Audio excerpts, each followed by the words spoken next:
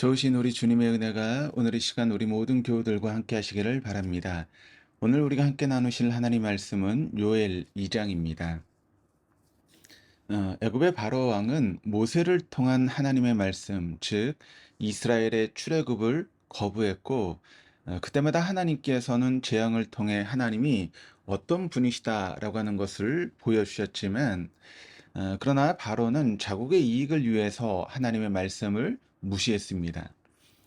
그러나 성경은 자국의 이익을 위해서 최선을 다했던 바로 왕에 대하여 악인이다라고 평가를 합니다. 그는 자신이 하나님의 역사 속에서 악역을 담당하고 있으리라고는 아마 단 한 번도 상상하지 못했을 것입니다. 만약 그가 하나님께서 보여주시는 여러 가지 재앙을 통해서 자신을 향하신 하나님의 메시지를 봐도 깨달았다면 그는 더 이상 이스라엘 백성을 붙들지 않았을 것입니다. 그러나 그는 그렇지 못했습니다. 우리 모두는 하나님의 역사에 똑같이 동참하는데 어떤 사람은 악역의 삶을 살고 다른 사람은 의인으로 살아갑니다.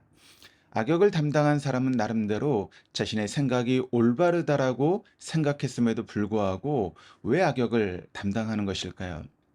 사실을 사실대로 보지 못하기 때문입니다. 다시 말하면 어떤 사건이나 현상을 바라볼 때 그 너머에서 나를 향한 메시지를 깨닫지 못하기 때문입니다.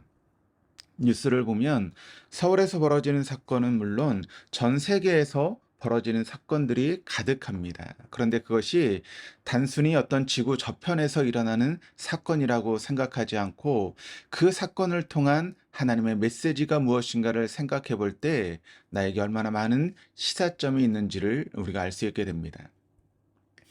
인간의 문명이 많이 발달했다라고 하지만 우리 주위에서 벌어지는 지진이라든가 태풍이라든가 쓰나미, 폭우 등과 같은 자연 환경을 대할 때마다 인간이 너무나 보잘것없는 존재라고 하는 것을 매번 깨닫게 됩니다.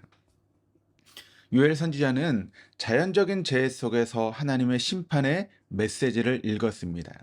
일반적으로 메뚜기는 순하다라고 생각하는데 과학자들의 연구에 의하면 혼자일 때는 순하다가 뭉치면 신경계 호르몬에 이상이 생겨서 난폭해지게 된다고 합니다.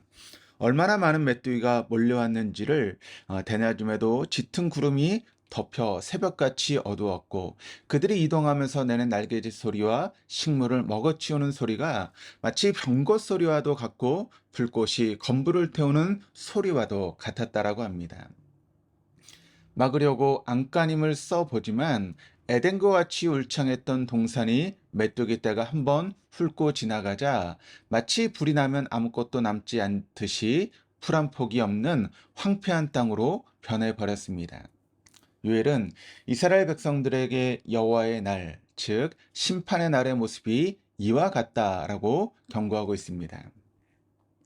본문은 이스라엘이 왜 이와 같이 심판을 당해야 하는 것에 대해 명확하게 밝히고 있지는 않지만 옷을 찢고 마음을 찢으라고 하는 13절의 말씀을 통해서 이스라엘 백성이 너무나 형식적으로 하나님을 대하고 있음을 알 수 있습니다.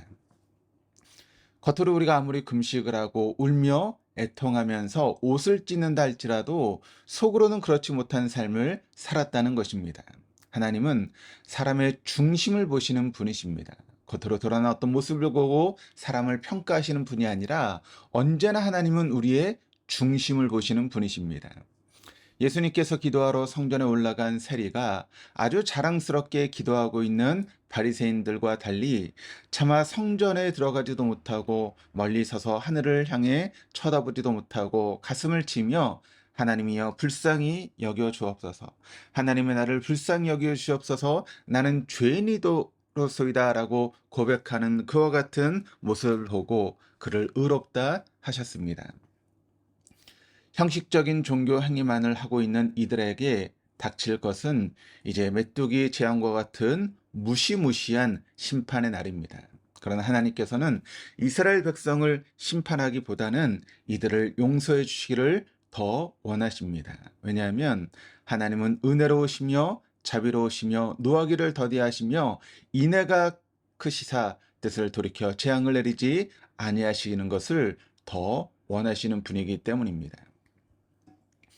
하나님께서 선악과 열매를 먹은 아담과 하와를 구원해 주시기 위해서 선악과 열매를 먹으면 정령 죽으리라 하신 당신의 말을 스스로 어기셔서 아담과 하와를 죽이지 않았을 뿐더러 죄인으로 살아가는 인간을 구원해 주시기 위해서 독생자 예수를 이 땅에 보내주셨습니다. 그리고 그 예수님께서 십자가에 피 흘려 돌아가심으로 인해서 우리의 구원을 완성하셨습니다.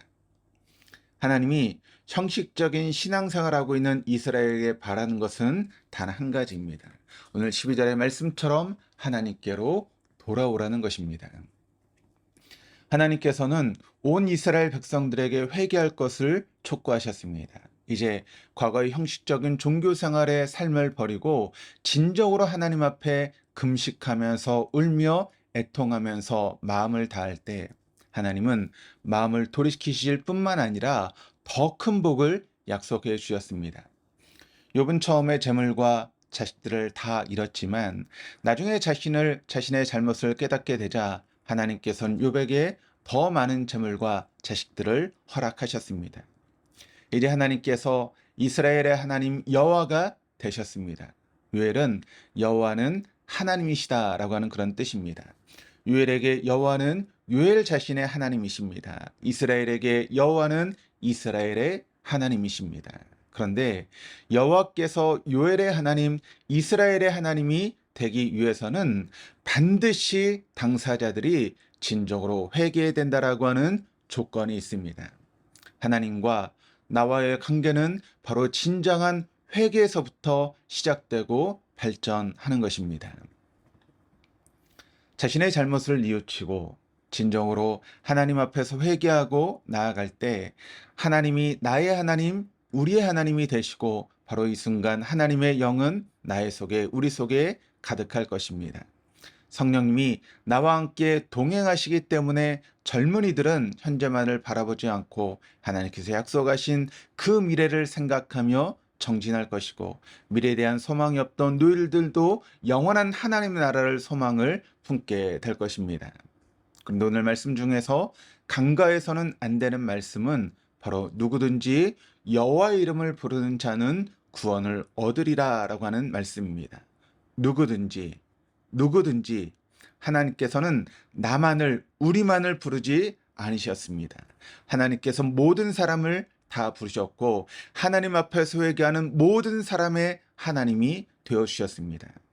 여호와의 날은 악인들에게는 심판의 날이 되어질 것이지만 하나님께서 의롭다 칭하신 사람들에게는 구원이 성취되는 날이기도 합니다. 우리에게 허락한 오늘 한 날을 어떠한 날로 만드시겠습니까? 기도하시겠습니다. 오 주님, 주님을 찬양합니다. 하나님의 자비하심을 찬양합니다. 하나님의 은혜를 찬양합니다. 주님의 인내하심을 찬양합니다. 하나님의 그 크신 인애를 찬양합니다. 하나님 아버지 감사합니다. 죄악이 찌든 우리를 죄악의 구렁텅이 속에서 구원해 주셔서 감사합니다. 타상에 젖어 예배하는 형식적인 예배를 드리고 있는 우리의 잘못을 지적해 주셔서 감사합니다. 탐심에 물들어 상대방을 질투하고 음해했음을 고백합니다. 회개할 수 있는 심령을 허락해 주심도 감사합니다.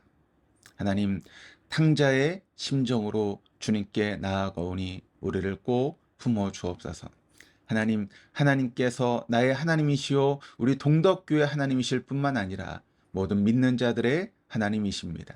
하나님, 지금도 자신의 잘못을 모르고 자신의 악역의 역할을 하고 있음을 모르는 무리들이 있습니다. 이들을 긍휼히 여겨 주셔서 그들이 사실을 사실대로 볼 수 있는 깨어있는 영적인 눈을 허락하여 주시옵소서. 그리하여 우리 모두 함께 주님께서 맡겨주신 선한 뜻들을 아름답게 구현해 나갈 수 있는 은총을 베풀어 주옵소서.